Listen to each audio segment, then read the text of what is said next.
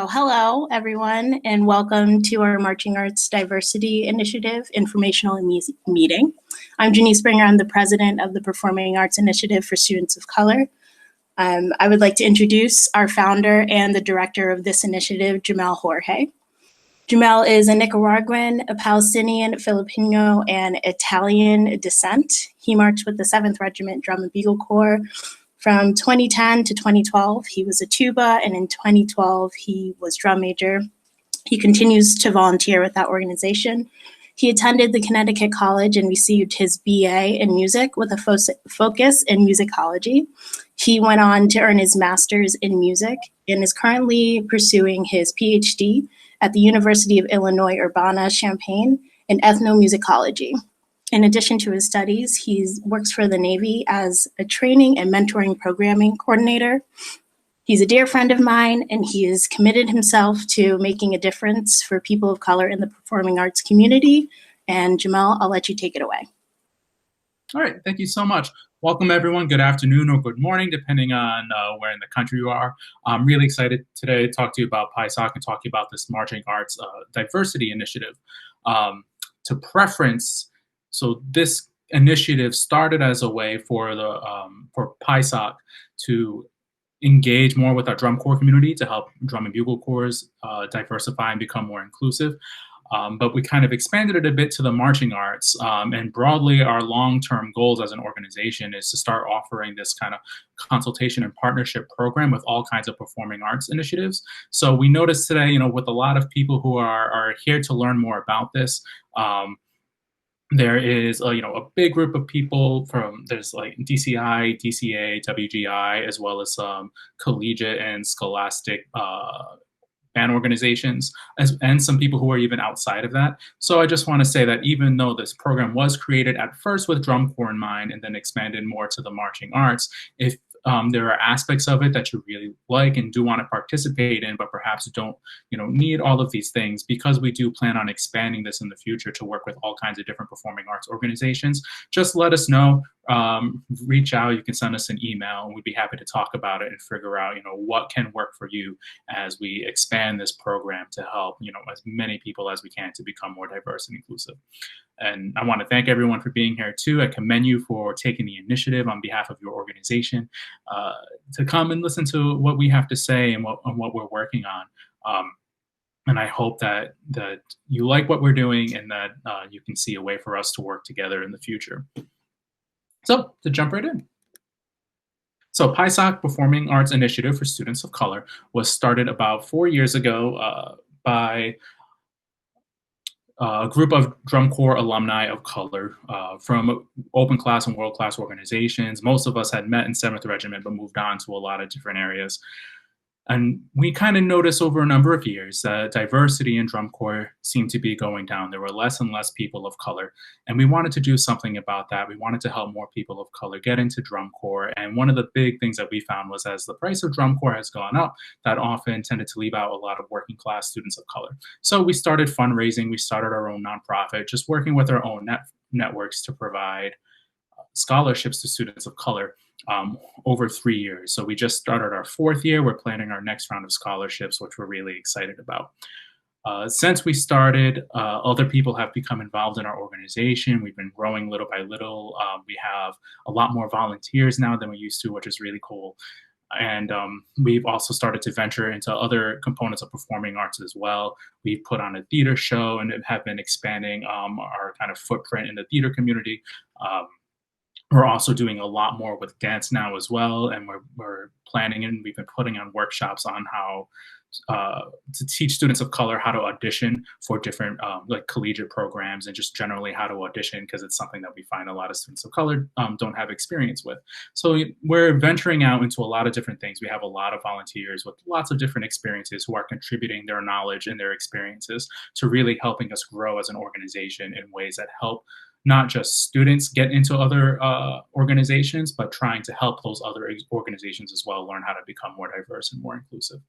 So as part of that promotion, we do a lot of scholarship fundraising. We try to award scholarships when we can. The biggest thing for us being right now our drum corps scholarships. We do leadership training and mentorship programs.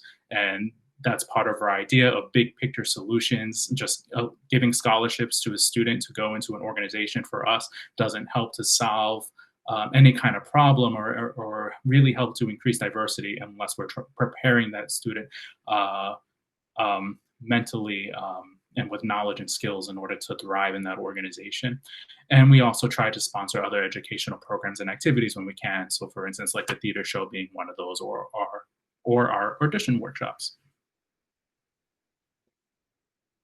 So over the last number of years, we invested money and gave leadership training to these students. They're all drum corps scholars recipients from Blue Coats, Cavaliers, Spirit of Atlanta, and more. And we just want to point them out just to say that all of these students continue to be involved in drum corps in a variety of capacities, whether they're still performing, but many of them have gone on to be instructors in a lot of different organizations. So for us, we see that the leadership training that we're giving them and the opportunity, to help them pay for their tuitions and fees is really paying off as we see them become more and more invested in their drum corps community. So we're really excited about that. So this program comes a lot out of a lot of statements that organizations have been putting out lately where they want to be more diverse and inclusive, where they're responding to the Black Lives Matter movement, which has been fueled by the George Floyd protest in recent months. And so it's created by this group of people, drum corps alumni who are involved with PISOC, to create an actual actionable plan for organizations, to help organizations create action rather than just make statements of wanting to be more inclusive. What we want to see is a lot of organizations actually make steps to become more diverse and more inclusive. And so over the last few months, a lot of the conversations that we've been seeing in public forums and stuff like that has been, one of the biggest issues of increased costs in drum corps.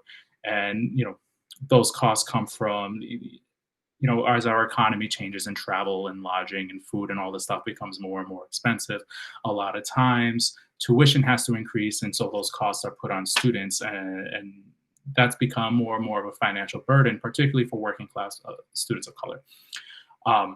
Through our own scholarship practices, in the last 3 years, we've actually had 140 applications of people looking for financial assistance to participate in drum corps, or all people of color. And unfortunately, we can't keep tabs on everyone to see if how many people actually were able to march or not march without getting that financial assistance. But out of those 140 applications, unfortunately, we're only able to help these 8 students so far. But for us, it really demonstrates a big need for students of color who are struggling a little more to find the funds, it seems, in order to participate in the marching arts. And now with all of these kind of online conversations that are happening, people being a little more candid, and as well as my doctoral research, which is on looking at the representations of race, gender, sexuality, and class in drum corps. So I do a lot of interviews with people in the drum corps community. People really often share now how inaccessibility and the lack of diversity can really affect their performing experience. And they talk about how, drum corps, as much as a diverse and inclusive activity as it can be, it's often not as diverse as we would like it to be. And that it affects a lot of people's experience in terms of a sense of belonging, wanting to be there, as well as affecting the focus that people have in their mind in terms of conversations for students who feel like they have to work harder in order to prove themselves to be there, and not just work harder on the field, but work harder off the field as well too, working multiple jobs in order to pay tuition fees and stuff like that. And often these experiences, as I've been learning, can really weigh down on a performer. And that's not something we want any student to have to experience, especially for all these young people. So we can kind of see this trend of building inaccessibility in the performing arts, and particularly within some forms of our marching arts. So when we think about diversity and increasing inclusivity, what we have going on is, by improving this, we're going to start to change the experience of students, change the experiences of an entire organization from the top down or from the bottom up, whatever way you want to think about it. So when we're thinking about equality and why equality matters for diversity, equality is about, being equal in terms of status and rights and the opportunities in order to participate in a program. When we're thinking about accessibility, it's about making sure that as many people as possible have access to our marching arts programs. And when we're thinking about equity, we're thinking about fairness, we're thinking about inclusivity, we're thinking about, does everyone have the same kind of opportunity to have a similar experience, or are people experiencing things differently because of their own, racial or class or gender or sexual backgrounds? So when we move on from that and we start to think about the process, uh, diversity is really important in any kind of process. And by process, we're thinking about how things happen in an organization. So, but by having diversity, we have a lot of diverse opinions, we have a lot of diverse experiences, and we have a lot of diverse knowledge. So, what all of that does is give more information collectively in order to create better solutions. When there's more diversity, you can create better solutions to whatever problems or tasks that an organization may be facing. Diversity means friction. That there's going to be uh, um, people who argue, or people who disagree with each other, and that friction though leads to critical thinking, and that critical thinking means, again, having better solutions that have broader impacts that are affect more people. So we find that to be a really important aspect. Looking at that process, having equality, accessibility, equity, inclusivity helps to create a better process in which an organization can really thrive with better solutions, with better plans. And with that, having this process also leads to this idea that PySoc subscribes to of the global citizen.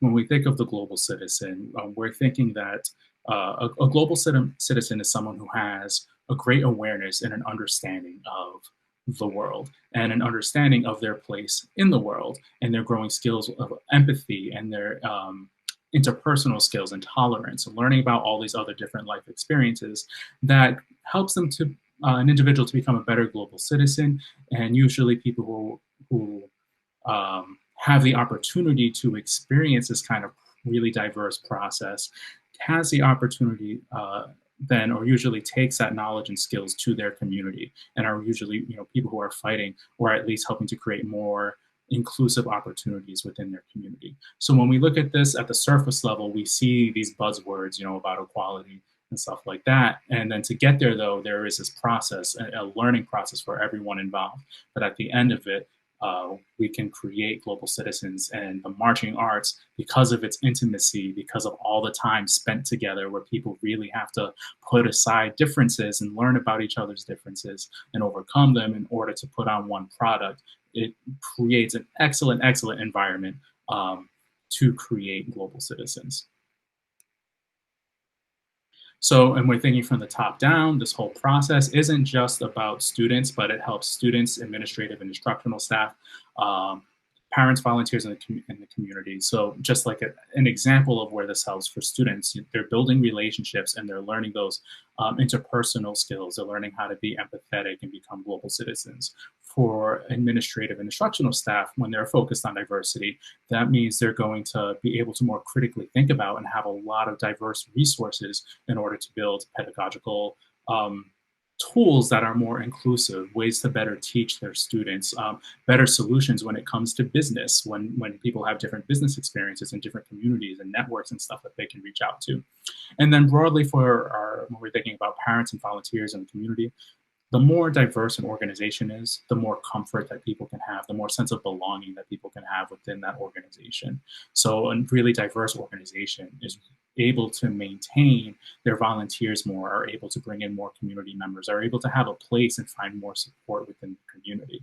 So overall, at the very end of this, diversity benefits everybody. Diversity is not just about helping students, but it's about helping an entire organization create the best possible opportunities and resources and strategic plans and anything else, because diversity means critical thinking, it means informed practices, diverse opinions in order to really move an organization forward. So with that introduction, right, this brings us to, what the main point of all this is, right? So our Marching Arts Diversity Initiative. This initiative takes a comprehensive review of your entire organization from the top down, bottom up. Again, either way you want to think about it, it's supposed to take a whole look into all aspects of what an organization does and how it can improve its diversity and inclusion. And just, I want to take a moment to thank everyone who's also helped to create this program as well. It's been months of labor for a team at PISOC who are, ourselves are really diverse, all have experiences in the marching arts at various different degrees, either as performers or administrators, volunteers, instructors. And we've spent a lot of time building this up, and we're really excited to share this with you now. So with all of the things that we want to do, the one piece that we want every drum corps to share is this PISOC pledge, or every marching arts organization to share is this PISOC pledge. And the pledge is kind of all encompassing of everything that we're looking to improve within our communities. So I sent everyone PDFs. You can see this on our website and read it through at your leisure. But the things that I really want to highlight there are what we're kind of focused on, our themes to create a more diverse and inclusive organization. So that's more diverse racial representation, looking at the experience and creating more inclusive environments for everybody, looking at repertoire and other aesthetics that are involved in the organization, making sure those have a diverse source material and background too, providing scholarship and leadership training, again, to get back the big picture solutions, focusing on more of the local community that each organization is based in order to help create more equitable access. And as well as at the end, making sure that there's a tool for anyone to make ethics complaints when it comes to racism. And a lot of organizations, I think, already have a tool now because of our Me Too movement.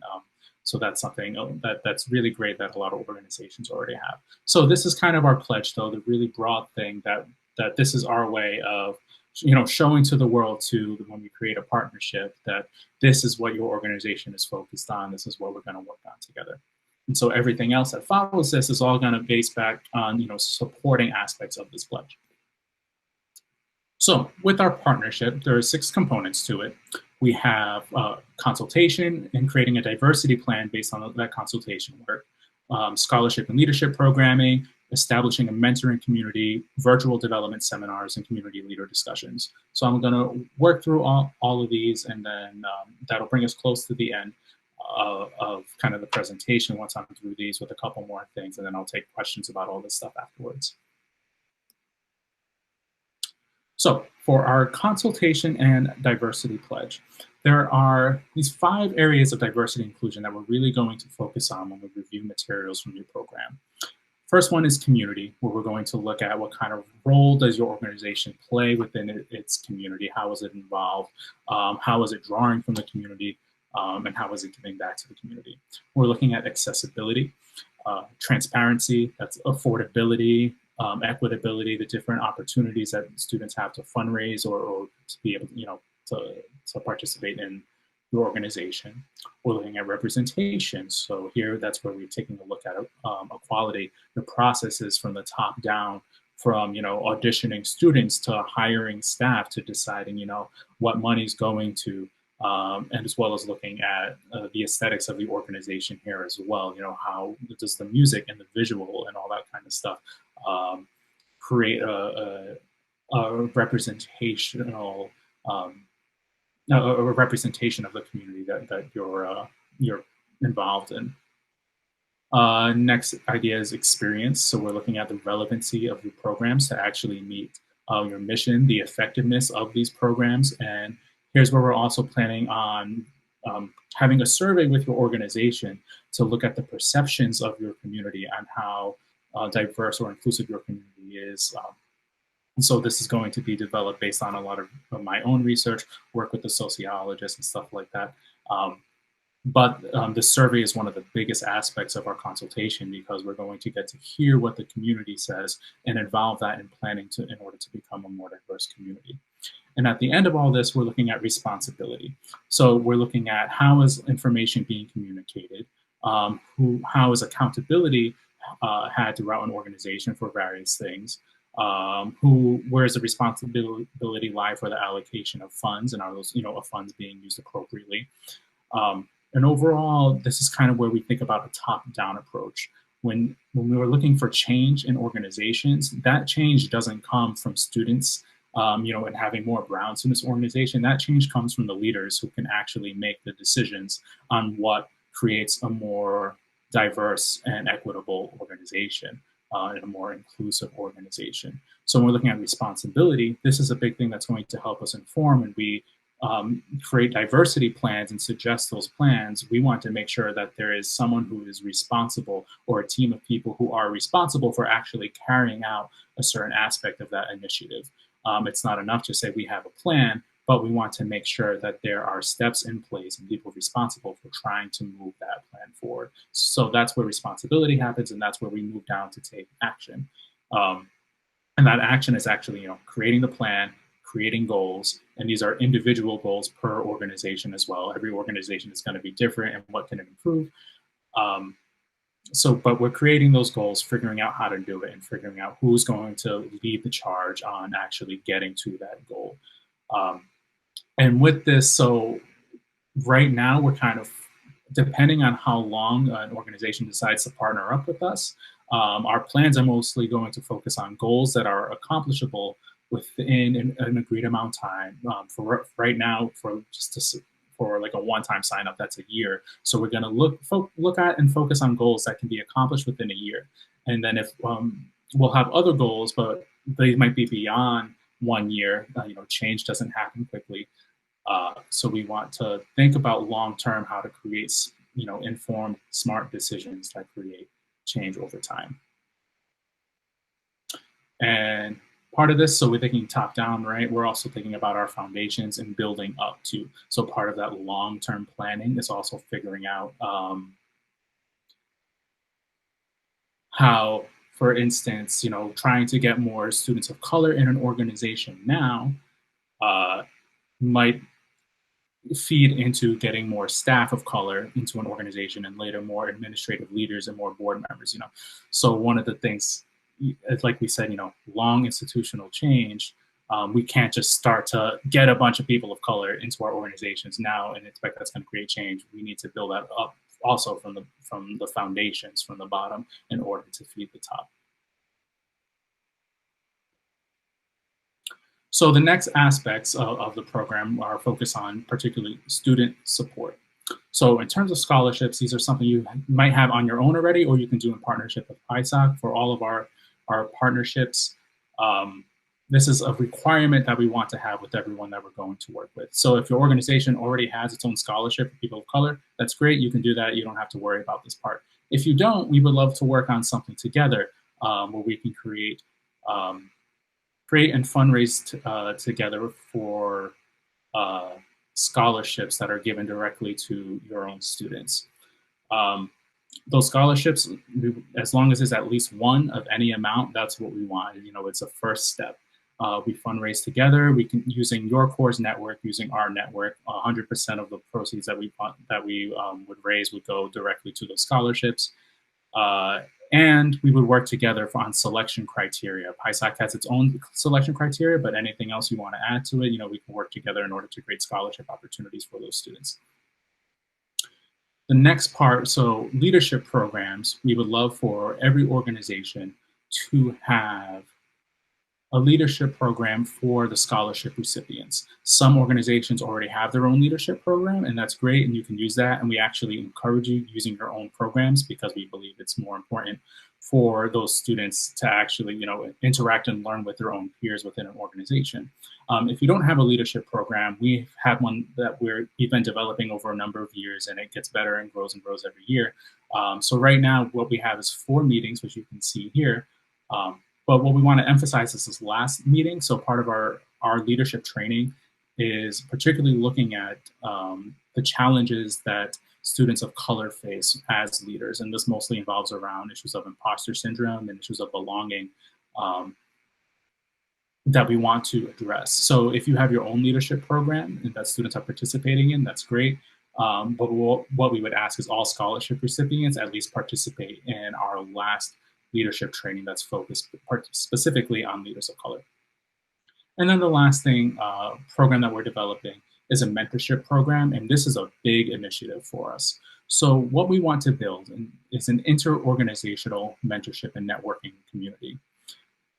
Why we want to do this is because we think this is a vital aspect to create long-term solutions and a bigger network of people of color throughout the marching arts community. And we want to do it as an inter-organizational mentoring, meaning, say if you have like a Boston Crusaders student, you don't want them to be mentored by a Boston Crusaders alumni. You want to find someone from Blue Devils, someone from a different organization, to mentor them, virtually, phone calls, texts, whatever, and stuff like that. But we want to build these networks across different organizations, so that way when opportunities come up for staff positions, volunteering, administration, board of directors, we're building up a community of people of color who can help each other get into those particular positions. So we want to build it up from the bottom, and this is part of us thinking smartly about long-term solutions. It's almost, like creating a feeder organization, having students who are trained, have leadership training, receiving mentoring, and building up a network so that way the community can retain more people of color who are really invested in their communities and will start to get more involved as volunteers and instructors and so on and stuff like that. And so the last piece of this partnership is development seminars and community leader discussions. So we want to provide at least 2 virtual trainings a year, and this is at PISOC's expense. So those trainings are going to be related to either inclusive practices or nonprofit management. So in terms of inclusive practices, that means working with someone to help, how can I best create and find resources for diverse source material? How might that look in terms of visual, in terms of dance, and those things that we're incorporating to drum corps? How can it, what pedagogical things can I learn in order to make sure I'm teaching inclusively and that, the way I'm teaching isn't excluding anyone in terms of my language or practices and stuff like that. And the other aspect that we want to get involved with is this nonprofit management. So something that we realize, and as a nonprofit ourselves, almost everyone who's on the call today comes from a nonprofit organization, is that a lot of people are demanding change and want certain changes, and that change though has to happen smart. It can't happen quickly because still, as a business, certain things need to happen. Money still needs to come in order to run the organization. And we're really cognizant of that. So, I remember I had a call the other day with somebody who was talking about how, their organization really wants to make a lot of changes, but the things that people are demanding, if and saying like, oh, if your organization doesn't do this, we're going to withdraw our funding, it isn't necessarily helpful, which is why we want to create these long-term plans. And we want people to recognize that, you are nonprofit organizations and that a lot of this change has to happen smartly in order to ensure the longevity of your program and the longevity of the marching arts and of drum corps and stuff like that. So when we're thinking about like nonprofit management, some of the stuff we're looking for is, well, what kind of, we want to offer training from other organizations that do run their organizations really well in like a business, like a for-profit business where they're thinking about diversity of income, where they are doing a really great job of having, a diverse staff, inclusive opportunities and stuff like that. And so part of running this is not just about the students and teaching, but it's also training for administration as well too. So this is something that we're going to look out for and provide throughout the year. And so all of our partners will be able to have a chance to participate in this. And the final aspect of this are community leader discussions. So these are going to be moderated discussions, likely with myself or other members of our board. And this is a way for people to share their best practices, for our partners to share their best practices. As much as we can help individual organizations change and become more diverse and more inclusive, real change isn't going to happen unless an entire institution is working towards something together. So we want to try to get as many organizations working with us. But even though one organization may make change, it's not going to mean much unless we can influence other organizations to take in some of those same practices as well. So by having these kind of moderated leader discussions where we're getting a chance to share best practices to make institutional changes together, in communicating on a much broader scale in order to ensure a more diverse and inclusive marching arts community. So thinking beyond year one, change does not happen quickly. You talk to any person of color, we're going to tell you that, we're not, I don't think any person of color is expecting any organization to make change overnight, to suddenly have a great season and a great, organizational year where everything is wonderfully diverse and inclusive. And that's something that we really want to emphasize, because we see, in some conversations, like there's almost a sense of panic, a sense of like, how are we going to do all of this? And what we're asking is for not to do everything all at once, because that's not going to help to really solve any problems. It has to be smart, it has to be informed, we need to take our time to think about it. So one of the things that we're hoping for is not just a 1-year commitment to do 1 year of consulting work, but to at least think about the changes that can be made over 3 years, and working with us for a period of 3 years, so we can continue to run these surveys, so we continue to review and do consulting work to change goals as needed, and to help to provide resources and more trainings over time in order to create some real change that affects the experiences, again, of your entire organization from bottom up, top down. So some changes you might expect with a more diverse organization, a growing community of donors and volunteers, people who stay involved, who feel like they belong more, and want to continue to participate. Thinking about students who are able to actually focus on their performance, focus on rehearsals, rather than being burdened by having to work multiple jobs or trying to figure out a way, how am I going to pay for this? How do I prove myself that I'm worthy of being here?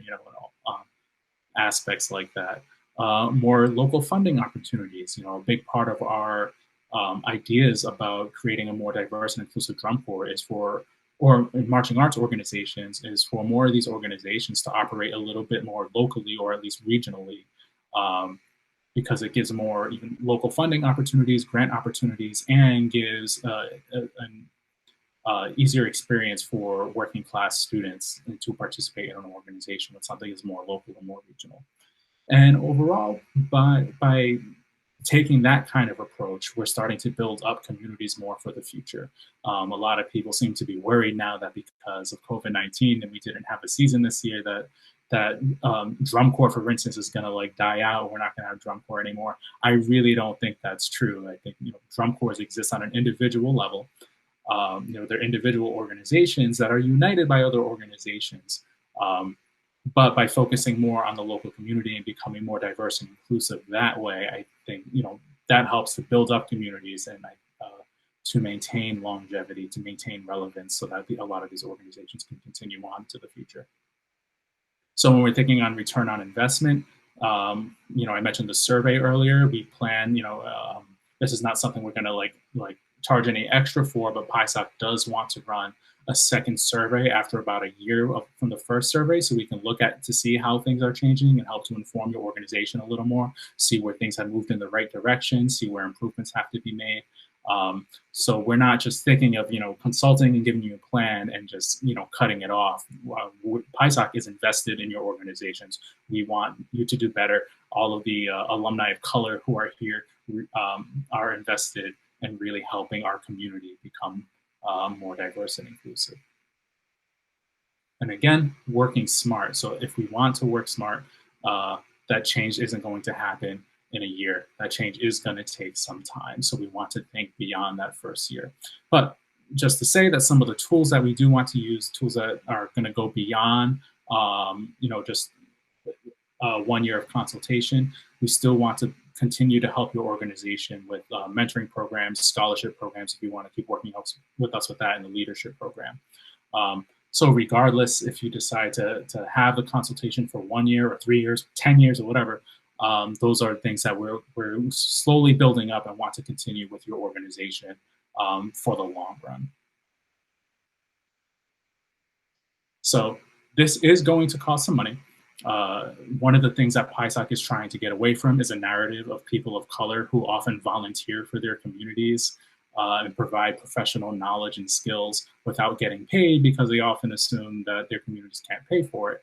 And so there's a lot of research studies about this, and PISOC believes as often as possible paying a professional labor rate for employees and contractors. So we do want to make sure all of those who are doing our consulting are getting paid a professional rate for the work that they're going to do.